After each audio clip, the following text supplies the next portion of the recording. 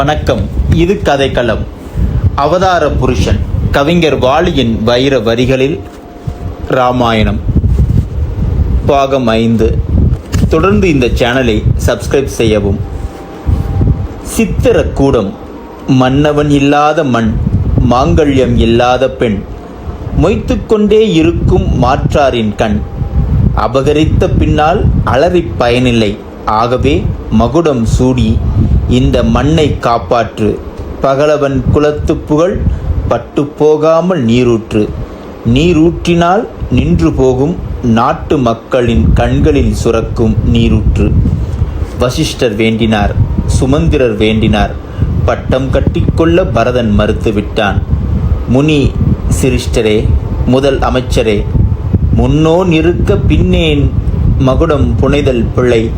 அப்பிழை புரிந்த நாட்டில் பெய்யாது மழை. என் தந்தை சொன்னாலும் தர்மம் சொல்லாததை தாங்கள் சொல்லலாமா? நான் ஊரும் உறவோடும் வனம் போவேன். ராஜ்யம் ஆள வருமாறு ரகுவரனை அழைப்பேன்.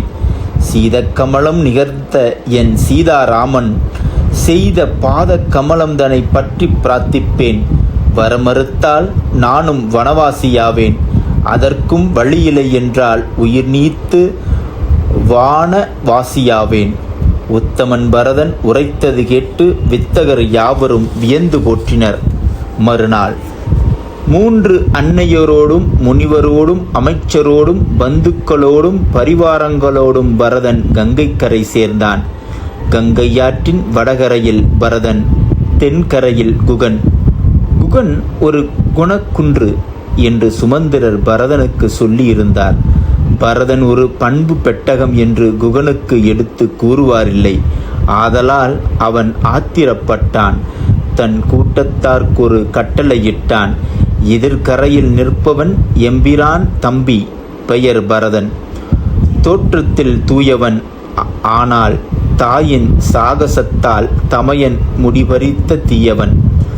முடியை பறித்ததால் அண்ணனின் மூச்சையும் பறிக்க வந்திருக்கிறான். செடியை பறிப்பது போல அவன் சிரத்தை பறிக்க வேண்டும். இருங்கள், நான் நேர் சென்று பார்த்து வருகிறேன். வடகரைக்கு ஓரிடத்தில் வந்தான் குகன். கைகூப்பினான். மரவுரி தரித்த கைகேயின் மகன். பரதனையும் சத்துருக்கனையும் தவக்கோலத்தில் பார்த்த குகன் பின்வருமாறு எண்ணினான். எம்பிரானின் பின் பிறந்தோர் இழைப்பாரோ பிழை, இழைப்பார் என்று எண்ணுவதே பிழை. உடனே விழுந்து வணங்கினான் பரதனை. பரதனும் ஆறத் தழுவினான் அன்புசால் குகனை. பிறகு வந்த நோக்கத்தை விளக்கினான் பரதன். அண்ணனுக்குரிய அரசை அடியேன் பெற்றது அறமல்ல. ஆதலால் அண்ணன் அடிபணிந்து வேண்டி அரியணையில் அமர்த்தவே ஆரண்யம் வந்தேன். அடடா, அடாத பழியினால் அகம் வெந்தேன். உத்தமன் பரதனின் உரைகேட்டு உரைத்தான் குகன். ஒழுங்கல்ல செங்கோல் ஓச்சுவது என்று ஒதுக்கினாய் நாடு. அம்மம்மா, 1000 ராமர் ஒரு சேர வரினும் உனக்கோ ஆவாரோ ஈடு. அனைவரையும் நாவாய்களில் ஏற்றி அக்கறையில் சேர்த்தான் குகன். கோசலை ராமன் சென்ற வழியை குகன் காட்ட பகல் முச்சிடும் பழகாதம் நடந்து பரதனும் பிறரும் பரத்வாசரின் பர்ணசாலை வந்தனர். அங்கு இரவு தங்கி விருந்துண்டு இளைப்பாரி துயில் கொண்டனர். வெளுத்தது வானம், விடிந்தது பொழுது. புரவிகள் 7 பூட்டிய தேரில் இரவி புறப்பட்டான். உலகம் முழுவதற்கும் ஒளிப்பிச்சையிட்டான். பனிப்பாளங்கள் கரைந்தன. அந்த பரவசத்தில் காங்கங்கள் கரைந்தன. இருட்டு பாயை சுருட்டி வைத்துவிட்டு எழுந்து நின்று சூரிய நமஸ்காரம் செய்தது. காரிருள் போர்வையை களைந்த காடு. பயணம் தொடர்ந்தது. பட்டாபிராமனை சிந்தித்தவாறே பரதனின் பாதம் நடந்தது. சித்திரக்கூடம் சேர்ந்ததும் சுற்றத்தாரை சற்று தூர நிறுத்தி சத்ருக்கனோடு பரதன் ஸ்ரீராமன் இருப்பிடம் சென்றான். தம்பியரை தசரராமன் தவக்கோலத்தில் கண்டான். திகைத்தான். அவன் திகைப்பு அடங்குவதற்குள் அண்ணன் திருவடிகளில் பரதன் விழுந்தான். விழுந்து விழிநீர் சோர எழுந்தான். அன்பு தம்பியரை ஆற தழுவிய அனந்தராமன் யாவரும் நலமாய் என்றான். தந்தையார் உயிர் நீத்த தகவலை தம்பியார் சொன்னதும் ஒரு வினாடி ஓவியம் போல் நின்றான். பின் ஓவென்று அலறி விழுந்தான் தரையில், வாய்விட்டு அழுதான். நாவற்றி ஈரம் உளரும் வரையில் சற்றே மயக்கமானான். மீண்டும் மயக்கம் தெளிந்து எழுந்து அரட்டலானான். என் தந்தையே, வாய்ச்சொல் பிறழாத விந்தையே, ஊரார் உயிரனைத்தும் உரைத்திருந்த உடம்பே, ஒச்சமற்ற புகழின் உச்சமே, அறத்தின் அருந்தமே, அருமறையின் சுருக்கமே, தேசம் தினம் தினம் பாடிய தேசிய விருத்தமே, சூரிய வம்சத்தின் சுடர்பரப்ப வந்த ஆரிய விளக்கே, சூரியன் உதிப்பதற்கான கிழக்கே, நான் கானகம் சென்றதால் நீ உயிர் நீத்து வானகம் சென்றாய். நீ வானகம் சென்ற பின்னும் நான் உயிர் நீக்காமல் வாழ்கிறேன் நன்றாய். இதை என்னவென்று சொல்ல, இது என் வினை என்பதல்லால் வேறில்லை. ராஜகுரு வசிஷ்டரும் சுமத்திரனும் ராமனின் துக்கத்தை ஆற்றி அவன் தந்தைக்கு செய்ய வேண்டிய நீர்க்கடன் செய்ய தடாகத்துக்கு அழைத்து சென்றனர். தர்ம பத்தினி சீதையும் தம்பி இலக்குவனும் தண்ணீரில் கை தலைமுழுக கண்ணீரில் நின்றனர். பரதன் பட்டாபிராமனின் பாங்கிய பாதங்களில் விழுந்து பரவி திரும்ப திரும்ப வேண்டியும் அறம் திரும்பா ராமன் அயோத்திக்கு திரும்புவதில்லை. தந்தை சொல்காத்த தண்டகாரண்யத்தில் 7 ஆண்டுகள் இருந்து விட்டுதான் வருவேன் என தீர்மானமாகச் சொன்னான் கோசலை தாய் பெற்ற பிள்ளை. சந்திரன் போல் விளங்கும் சூரியனை, தசரதனின் தலைமகனை, சத்திய மூர்த்தியை இனி சக்கரவர்த்தியாக்குதல் சாத்தியமில்லை என புரிந்து கொண்ட பெருந்தகை பரதன் புண்ணிய ராமனின் திவ்ய பாதகைகளை பெற்று 2 கரங்களாலும் ஏந்தி தன் சென்னி மேல் இருத்தி, இவையே எனக்கு மணிமுடி என 7 உலகமும் அறியச் சொல்லி உடன் வந்தவரோடு ஊர் திரும்பினான். ஊர் திரும்பியவன் ஊருக்கு நுழையாமல் அயோத்தியின் அருகிலிருந்த அழகிய நந்தி கிராமத்தில் தங்கி பொன்தவிசில் பாதுகைகளை அமர்த்தி பூசை நடத்தி அதன் கீழ் அமர்ந்து அரசனானான்.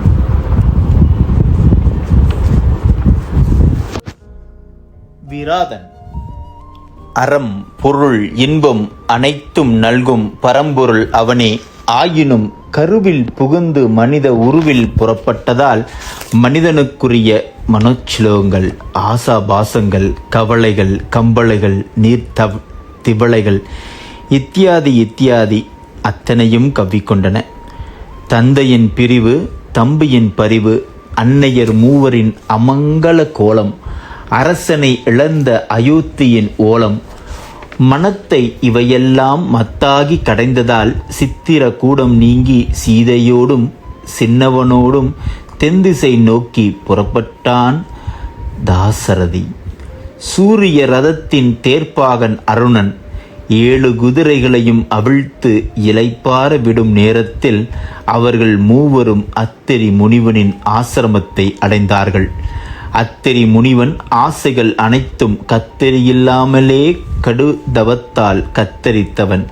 தன் விலாசத்தை வானம் வரையில் வித்தரித்தவன். அவன் மனைவி அனசூயை. மும்மூர்த்திகளை 3 மாத மழலையாக்கியவள். தண்ணீர் பஞ்சம் தலைவிரித்தாடிய போது சிவனின் சடைமுடியிலிருந்து கங்கையை தருவித்து கணவனின் தாகம் போக்கியவள். அசூசை அற்றவள் அனசூயை. அவள் கண்களில் வைத்திருந்தாள் கற்பு தீயை. பிரானும் பிராட்டியும் பின்னோனும் முனிவன் அத்திரியையும் அவன் பத்தினியையும் வாழ்த்தி வணங்கி வாழ்த்தை வாங்கினர். அன்றிரவு அங்கே தூங்கினர். அடுத்த நாள் அதிகாலையில் அனசூயை ஜானகியை ஆறத் தழுவி ஆடை அணிகலன் மஞ்சள் குங்குமம் என அன்பு சீதனம் வழங்கினாள். பின் புருஷன் கூட புன்னகையோடு பூவனம் புகுந்த பாவாய், இனி நீ புவிமிசை தோன்றும் புலவர்க்கெல்லாம் பாடுபொருள் ஆவாய் என அசிரிரி போலே முழங்கினாள். காட்டு வழியை முனிவரிடமும் கேட்டு அறிந்து மூவரும் தென்திசை நோக்கி தொடர்ந்து நடந்தனர். தண்டகா வனத்தை திருவடிகளால் அளந்தனர். அவன் பெயர் தும்புரு. அவனொரு கந்தர்வன். குபேரனின் அழகாபுரிவாழ் மக்களில் அவனும் ஒருவன். தேவ சபையில் ஒருமுறை திருநடம் புரிந்தாள் ரம்பை. அவள் அழகிய வெதும்பிய துரும்பி அங்குதான் வாங்கினான் வம்பை. அவளிடத்தில் அவனுக்கு தாபம் வந்தது. அதை பார்த்த இந்திரனுக்கு கோபம் வந்தது. அடுத்த வினாடி தும்புருவுக்கு சாபம் வந்தது. விராதன் என்னும் ராட்கதன் ஆகி தண்டகாரண்யத்தில் திரியலானான். பிரமன் கொடுத்த இரவா வரத்தால் பெரும் பெரும் பிள்ளைகள் புரியலானான். இளவலோடு இளமயிலோடு எம்பிரான் வருகையில் வனத்தில் எதிர்பட்டான் விராதன். இமைப்பொழுதில் சீதையை இரு கரத்தால் ஏந்தி வெண்ணில் எழுப்பினான் அந்த கிராதன். நில் என சொல்லி கை வில்லில் கணை வைத்தான். ஓர் இல்லுக்குரியவன் ஒரு சொல்லுக்குரியவன். நின்றான் அசுரன். பின் நிகழ்த்தினான் உரை. நான் அழிவற்றவன். இது நான்முகன் அளித்த வரம். ஊன் தின்று ஊன் வளர்ப்பவன் நான். என் உடற்பசிக்கு உதவும் இந்த மான். இதை என்னிடமே விட்டுவிட்டு தப்புங்கள். இல்லை இறக்க விரும்புகிறீர்களா செப்புங்கள். புள்ளியின் பேச்சை புண்ணியவன் கேட்டு வில்லின் நாணை விரைவாய் இழுத்து தொல்பூ நடுங்க ஓசை செய்தான். அந்த அரவம் கேட்டு இடியோசை கேட்ட அரவம் போல அஞ்சிய அசுரன் சீதையை நிலத்தில் விட்டு முத்தலை சூளத்தை ராமன் மேல் எய்தான். கூரான அம்புகளால் அதை கூராக்கினான் ஆரியன், கிரணம் பிடிக்காத சூரியன். மரம் ஒன்றை விராதன் மண்ணிலிருந்து பெயர்த்தெடுத்து அதனால் அண்ணலை அடித்தான். அண்ணல் சரத்தை தொடுத்து அந்த மரத்தை பிடித்தான். அநேக அஸ்திரங்களை அடுத்தடுத்து தொடுத்தும் விராதன் சாகவில்லை. அவன் பிராணன் போகவில்லை. அவனது தோள் மீது தாவினார் தம்பியும் நம்பியும். அவனை வாழ்கொண்டு அறிய அவனோ அவர்களை சுமந்து அந்தரத்தில் சுழற்றினான். அவருக்கு ஆரறியவும் தெரிய. ஏ ராட்கதனே, உன் இறைவனுக்கு உயிர் பிச்சை வழங்கு. உன் இறப்பையை நிரப்ப என்னை விழுங்கு என வேண்டினாள் சீதை. நிலத்தில் ஒன்றாய் நின்ற கோதை. அன்னியின் அழுகுரல் கேட்டு ஆற்றாத லக்குவன் அண்ணா இன்னும் எதற்கு கண்ணாமூச்சி ஆட்டம் என தமையனை துரிதப்படுத்த விராதன் விழாவில் வெள்ளாளன் உதைத்தான். தரையில் விழுந்ததும் அவன் தோள்களை வாழ்கொண்டு சிதைத்தான். என்ன செய்யணும், விராதன் சாகவில்லை. அவன் பிராணன் போகவில்லை. தம்பி, பூமியில் தோண்டு புதைகுழி ஒன்று. இவனை புதைத்தலே நன்று என காகுதன் வேண்டினான். தம்பி குழியை தோண்டினான். இரவாம் வரம் பெற்றவனை ராமபிரான் தன்னிரு பாதங்களால் ஏற்ற பள்ளத்தில் தள்ள, அடடா பிறகு நேர்ந்தது என்னென்று சொல்ல. இரவா வரம் பெற்றவன் இறந்து பிறவா வரம் பெற்றான். கருவறை திறவா வரம் பெற்றான். கடவுளை மறவா வரம் பெற்றான். உத்தம ராமனின் பொற்பாதம் வாழ்வில் உற்பாதம் தீர்ந்தருளும் நற்பாதம். நம்பாவம் நீங்குகின்ற செம்பாதம். இறையை நம்பார்க்கும் நிழல்வார்க்கும் மென்பாதம். எல்லோர்க்கும் நலம் சேர்க்கும் இருவாதம். ஏதும் கல்லார்க்கும் கதிகாட்டும் குருவாதம். வேதம் வணங்கும் பாதம் பட்டதும் கிராதன் விராதன் கந்தர்வனானான். முன்னம் நிகழ்ந்தவையெல்லாம் விளக்கி நாயகனுக்கு நன்றி சொல்ல வானம் போனான். 10 ஆண்டுகள்.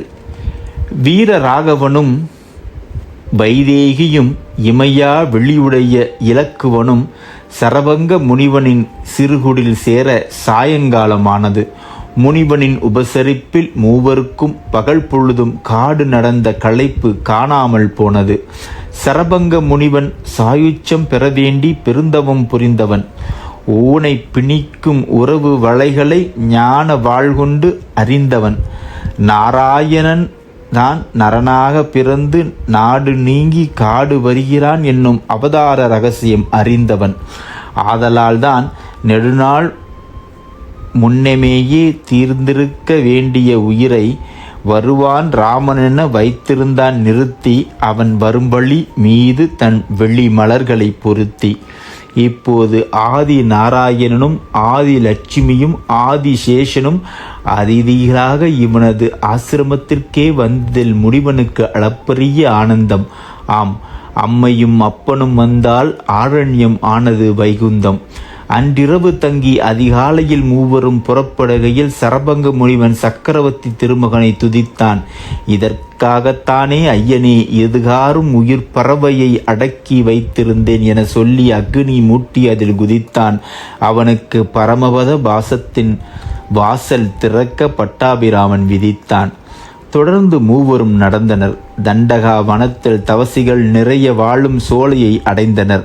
அந்த சோலையில் அநேக ஆசிரமங்களை சுற்றி அநேக மகரிஷிகள்.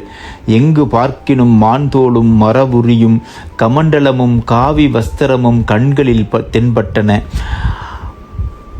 அருகே ஓடிக்கொண்டிருந்த கால்வாய் ஒன்றில் கால்வாய் கழுவி அங்கங்கையில் நீரெடுத்து ஆதவனுக்கு அருக்கியம் விட்டனர் சிலர்.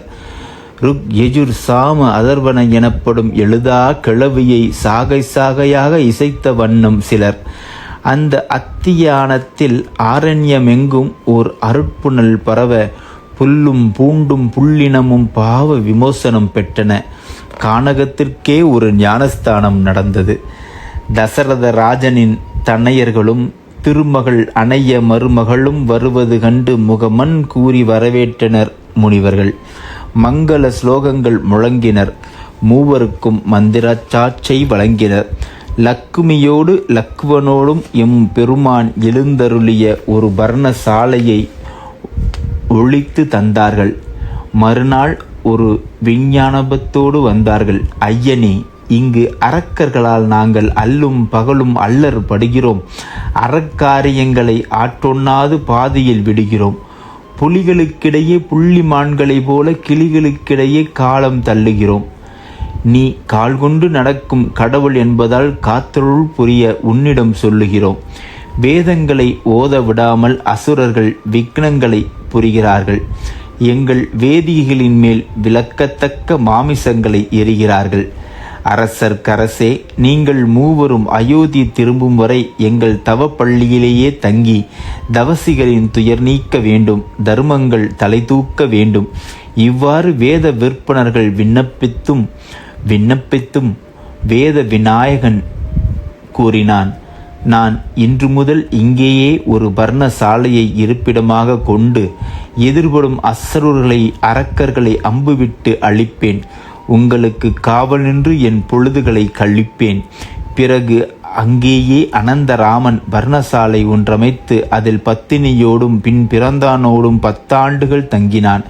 ரிஷிகளை பார்வையில் வைத்து தாங்கினான். ஜடாயு ஆண்டுகள் ஈரைந்து ஆனது பின்னால் ஆன்றோர் சான்றோர் அறிவுரைக்கேற்ப அகத்தை அடக்கிய அகத்தியரை காண அகமுடையாலும் அன்பு தம்பியும் தொடர அண்ணல் புறப்பட்டான். நன்றி சொல்லி அனைவரிடமும் விடை பெற்றான். பலகாதம் நடந்து பள்ளமும் மேடும் கடந்து குருமணி சுதிக்கனர் குடிலை அடைந்தான். அவரால் குருமுனி அகத்தியன் உறைவிடம் அறிந்தான். அகத்தியன் தராசு ஒன்று எடுத்து அதில் தவ வலிமை அனைத்தையும் ஒரு தட்டில் பொருத்தி அகத்தியனை மறு தட்டில் அமர்த்தி எடை பார்த்தால் குருமுனி அமர்ந்த தட்டு இறங்கி இருக்கும். ஆதி சிவனிடமிருந்து அவன் தான் அருந்தமிழை வாங்கி அனைவருக்கும் விநியோகித்தான். அவனது உருவம் குட்டையானது. ஆனால் அதனால்தான் அவன் தமிழின் புகழ் நெட்டையானது. அவன் விந்திய மலையின் வீக்கத்தை குறைத்தவன், கமண்டலத்தில் காவிரியை நிறைத்தவன். அவன் ஆழ்கடலை அங்கையில் அள்ளி ஆசமனம் வைத்து உண்டவன். பார்வதி பரமேஸ்வரன் திருமணத்தின் போது பூபாரத்தை சமன் செய்ய தெற்கே நின்றவன். இத்தகு அகத்தியனை புறையேதுமில்லா அந்தணனை உத்தம ராமன் விழுந்து சேவித்தான். அகத்திய முனிவன் அருள்வழி மிகுந்த ஆதிசிவன் வில்லையும் அம்பரா தூணையும் அவன் கையில் சேர்ப்பித்தான். பிறகு அகத்தியனின் ஆணைப்படி அன்புசால் மனைவியும் தம்பியும் சூழ பஞ்சவடி நோக்கி புறப்பட்டான். பஞ்சபூதங்களும் வணங்கும் பட்டாபிராமன் தென்திசை நோக்கி சிறிது தூரம் சென்றதும் கழுகினின் தலைவனும் தசரதனின் தொழுநகை நண்பனுமான ஜடாயுவை சந்தித்தான். ஒருவரை ஒருவர் நோக்கி யாராக இருக்கும் என ஐயுற சிந்தித்தனர். பரஸ்பரம் பேசி பார்த்த பின் இன்னார் என்று அறிந்து இதமாய் பழக தசரதன் நலமா என ஜடாயு வினவ, எந்தை வானகம் சென்றான் என ராமன் உரைக்க, ஐயகோ என ஜடாயு அலறி துடித்தான். அளவற்ற கண்ணீரை ஆற்றொழுக்காய் வடித்தான். முக்கினான், முனகினான், விக்கினான், வெதும்பினான். மூண்ட துயரம் தாழாமல் மூர்ச்சித்து விழுந்தான். பின் மூவரின் கண்ணீரும் முத்து முத்தாக முகத்தில் தெறிக்க, ஜடாயு மூர்ச்சை தெளிந்து மெல்ல எழுந்தான். தன்னைத்தானே கொஞ்சம் கொஞ்சமாய் தேற்றிக்கொண்டான். செய்ய சிறகுகளை அகல விரித்து விசிறி சோக வெப்பத்தை ஆற்றிக்கொண்டான். தசரத மன்னனுக்கும் தனக்கும் முன்னமே முகழ்த்திருந்த நட்பு பற்றி மூவரிடமும் பொழிந்தான். அடடா, அவனே ஒரு பாச அருவியாய் வழிந்தான். பின், என் பிள்ளைகளே, உங்கள் இனிய தந்தையும் எளியோனும் ஈருடல் ஓருயிராய் இருந்தோம். இனத்தால் மட்டுமே நாங்கள் இருவகையாக பிறந்தோம். தசரதன் போன பின் நான் மட்டும் தனித்திருந்தல் தகாது. இனியும் தாமதம் செய்வதோ நான்? தீயை மூட்டி அதில் புகாது. எனக்கும் நீங்களே மக்கள். ஈமக்கடன்களை செய்யுங்கள். சிறிய தந்தையாய் இந்த சிறியனையும் சிந்தையில் வையுங்கள். கழுகரசன் ஜடாயுவின் கோரிக்கையை ஏற்க மறுத்தான் காகுந்தன். அண்ணலே, இழந்த தந்தையை மீண்டும் எதிரில் கண்டது போல உங்களை கண்டோம். மூவரும் உவகையில் கொண்டோம். நீங்களும் மறித்தால் நாங்கள் நிர்கதியாவோம். ஆறுதலும் அடைக்கலமும் வேண்டி யாரிடம் போவோம்? உத்தமன் ராமச்சந்திரன் உரைத்ததை கேட்டு உயிர் துறக்கும் எண்ணத்தை ஜடாயு உள்ளத்திலிருந்து ஒழித்தான். தசரத புத்திரன் அயோத்தி திரும்பும் வரை நான் உயிர்த்திருப்பதாய் உயிர்த்தளித்தான், உறுதியளித்தான். பிறகு பட்சிராசன் வினவினான், பட்டா ராமா, நீ பட்டத்து இளவரசு. உன் நீல நிறத்து நீள்முடியை ஆழ மரத்து பால்குண்டு சடையாய் தெரித்ததென்ன? மர உரியை உடையாய் தரித்ததென்ன? காலணியும் இல்லாமல் மேலணியும் இல்லாமல் இங்கு நடந்ததென்ன? காரணம் ஏதோ இருக்க வேண்டும். அங்கு நடந்தது என்ன? பட்சிராஜன் கேள்விக்கு பதில் சொல்ல இலக்குவனை பார்வையால் பணித்தான் பட்டாபிராமன். நேற்று நடந்ததெல்லாம் நீல உரைத்தான். நாளும் காற்று மட்டும் உண்டு வாழும் காகுந்தன் தம்பி. ஒரு வினாடி கழுகரசன் வழிநீர் விழிநீர் வடித்தான். மறுவினாடி மாதவனை மார்போடு தழுவி, ஒந்தை சொல்காத்த உத்தமனே, ஆழிசூழ் உலகம் உள்ளளவும் உன் பெயர் நிற்கும். அறம் என்னவென்று ஆருயிர்கள் உன்னிடம் கற்கும் என்று வாயார வாழ்த்தினான். பொன்னாடையாய் விரித்த சிறகை போர்த்தினான். பஞ்சவடி வரை ஜடாயு பறந்து வந்து வழிகாட்டி தன் இருப்பிடம் திரும்பினான். நட்புக்கு இலக்கணம் என்னதென்று ஏம்பாமல் ஏம்பினான். சூர்ப்பனகை. கோதாவரி. நிலம் என்னும் ஏட்டில் நெடுவான் மேகங்கள் நீர்கொண்டு எழுதிய நீளமான கதைவரி. நெடிலும் குறியிலுமாய் அலைகள் நிமிர்ந்தும் தாழ்ந்தும் புரள, எதுகையும் மோனையுமாய் கரைகள் இருபுறம் இருந்து தழுவ தரையில் வரைந்த இந்த தண்ணீர் செய்யுளை நதியோர காற்று நடந்து கொண்டே வாசிக்கும். செய்யுளின் ஆழம் புரியாமல் சில சமயம் யோசிக்கும். இந்த கோதாவரி நதியின் கரையோரத்தில்தான் 5 ஆலமரங்களின் அழகிய குடிலில் பஞ்சவடி இருந்தது. அதன் புலிவை என்ன சொல்ல? அடடா, பார்வைக்கு விருந்து. ஆற்றுப்படுகையில் அன்புசால் தம்பி தென்னங்கீற்று வாங்கி கூரை வேய்ந்து குடிலின் முகப்பில் உட்கார்ந்து காற்று வாங்கி கொண்டிருந்தான் கல்யாணராமன். கையில் கரும்புவில் இல்லாத காமன். சற்று தொலைவில் நின்று அவனை உற்று பார்த்தாள் அரக்கி சூர்ப்பனகை. முரம்போல உயிர் கொண்டு ஊனை வகிர்த்துண்டு இரவில் உலகை வலம்பெறும் அழகை அவள். வல்லான் வகுத்த விதி சூர்ப்பனகையை பஞ்சவடி நோக்கி அனுப்பியது. ராம பானங்களை தென்னிலங்கை நோக்கி திருப்பியது சூர்ப்பனகை. இவளுக்கும் செம்மை குணங்களுக்கும் ஜென்மப்பகை. இவள் சுவாசிப்பதே ஈமப்புகை. பிரேதத்தை சாதத்தை போல் சாப்பிடுபவள். சுட்டெரித்த மண்டையோட்டை மாங்கொட்டை போல் சுப்பிடுவாள். குளத்து நீர் போல குருதியில் குளிப்பாள். அதில் நீச்சல் பழகி நாளும் கழிப்பாள். இந்த அசிங்கத்தை அவனிக்கு அளித்த ஆத்தாள் கேசகி அரக்கர் குலம், அப்பன் விச்ரவசு அந்தனர் குலம், இலங்கை மன்னன் இவளுக்கு அண்ணன். ஒரு புத்திமான் சூர்ப்பனகைக்கு புருஷனாய் வாய்த்தான். அவனை பொறாமையின் காரணமாய் ராவணன் போர்வாளால் சாய்த்தான். அதிசயம், அன்பு தங்கையின் குங்குமத்தை தமையனே அளித்தான். அதைவிட அதிசயம், அதற்காக அந்த அண்ணனுக்கு அவனது அருமை தங்கை வாழ்த்து மடல் ஒன்றை வாசித்து அளித்தாள். இத்தகு சூர்ப்பனகை உத்தமன் ராமனை எட்ட நின்று உற்று உற்று பார்த்தாள். நெடுமூச்சு விட்டு விட்டு வேர்த்தாள். மனித மாமிசத்தை பார்த்தால் முன்பெல்லாம் அவள் குடலுக்கு வரும் பசி முதன்முறையாக உடலுக்கு வந்தது. செங்கற் சூளை போல் தேகம் வெந்தது. சூரியன் ஒன்று சடைமுடி தரித்து உட்கார்ந்திருப்பது வியப்பை தந்தது. பேய்மகள் உடம்பெங்கும் திடீரென்று புல்லரித்தது. புல்லரித்த உடம்பெங்கும் காமனும் செல்லரித்தது. இந்த ஆண்மகனை புணர வேண்டும் என்னும் ஆசை வேர்விட்டது. அதற்கு அவசரம் நீர்விட்டது. அடுத்த வினாடி சூர்ப்பனகை தன் சுயரூபத்தை ஒரு மாத்திரத்தில் மாற்றினாள். வண்ணமயில் போல தோன்றினாள். அம்மாவாசை இருட்டை அப்படியே வலித்தெடுத்து 6 அடி நீளத்திற்கு அலங்கரமாக்கி முடித்தாள். பௌர்ணமி வெளிச்சத்தை பாதி பாதியாய் பிரித்து பார்வைகள் இரண்டிற்கும் பங்கிட்டு கொடுத்தாள். கச்சைக்குள்ளே பச்சை துங்கன் காய்களிரண்டை கட்டி வைத்தாள். அவள் உச்சந்தலை முதல் உள்ளங்கால் வரை கொள்ளை அழகை கொட்டி வைத்தாள். முகர்ந்து பார்த்தால் குழையும் அனிச்சம்.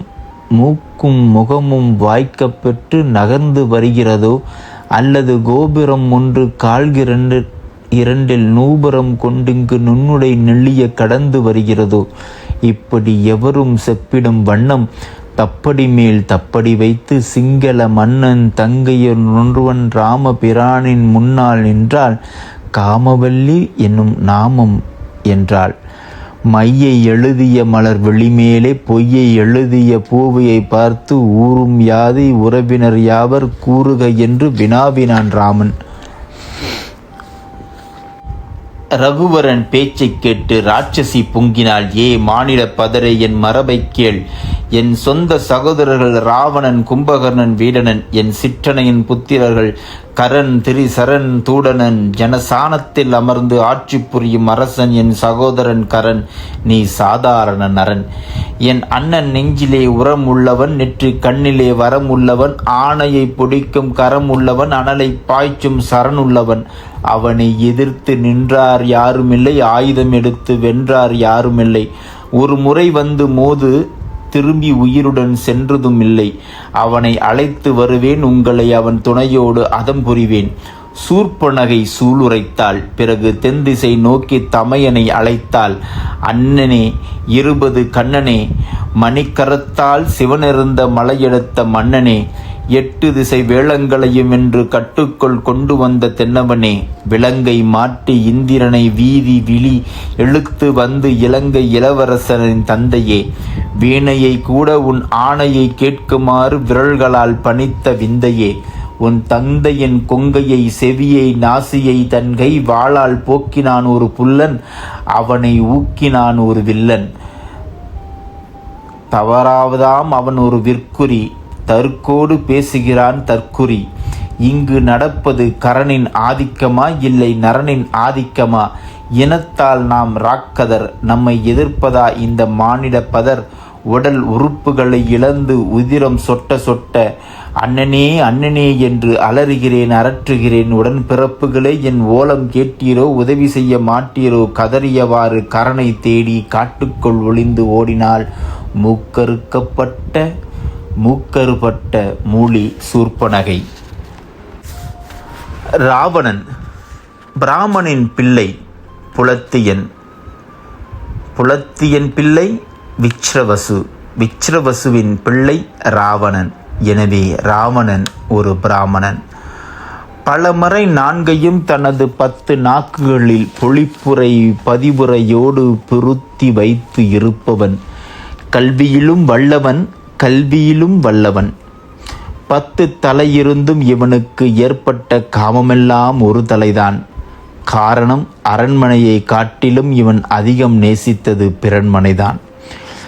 இவன் சாமகானமும் இசைப்பவன், காமகானமும் இசைப்பவன். திசைகளுக்கெல்லாம் காவல் நின்ற 8 கரிகளை அடக்கியவன், பகலவனின் 7 பரிகளை அடக்கியவன், பருவங்களின் 6 நெறிகளை அடக்கியவன், பாடாய்படுத்தும் 5 பொறிகளை மட்டும் அடக்காமலே விட்டவன். ஆதலால் கெட்டவன். இவனுக்கு இடக்கை வலக்கை என 20 கை. இந்த 20 கைகளுக்குள் இருந்தது இலங்கை. அதற்கு இவன்தான் கட்டிவிட்டான் புகழ் சலங்கை. அதற்கு முன் இலங்கை ஏற்றியிருந்தது குபேரனின் விலங்கை. இவனால் தான் ஏழையானான் குபேரன், பெருங்கோளையானான் இந்திரன். இவன் சுட்டு விரல் ஆணைக்கேற்ப சுடர்விட்டனர் சூரியனும் சந்திரனும். திலோத்தமை இவனுக்கு திருமஞ்சனம் நடத்துவாள், ஊர்வசி இவனுக்கு வஸ்திரம் உடுத்துவாள், அரம்பை இவனுக்கு அகிர்புகை காட்டுவாள், மேனகை இவனுக்கு மோனகை மாட்டுவாள். அந்தரலோகத்து சுந்தர நாரிகள் இவனுக்கு வந்தனம் செய்யும் வேலைக்காரிகள். இவன் எப்பொழுது சொல்கிறானோ அப்பொழுதுதான் தீ எரிந்தது, தென்றல் திரிந்தது, வான் பொழிந்தது, நாள் கழிந்தது. காலக்கணக்கை தன் கையில் வைத்திருந்தான், காலனை கூட தன் பையில் வைத்திருந்தான். ஊழி நாயகன் உதவிய வரங்களால் ஊழியே இவனுக்கு ஊழியம் செய்தது. வாழி வாழி என வாழ்த்தை பொழியினது பெய்தது.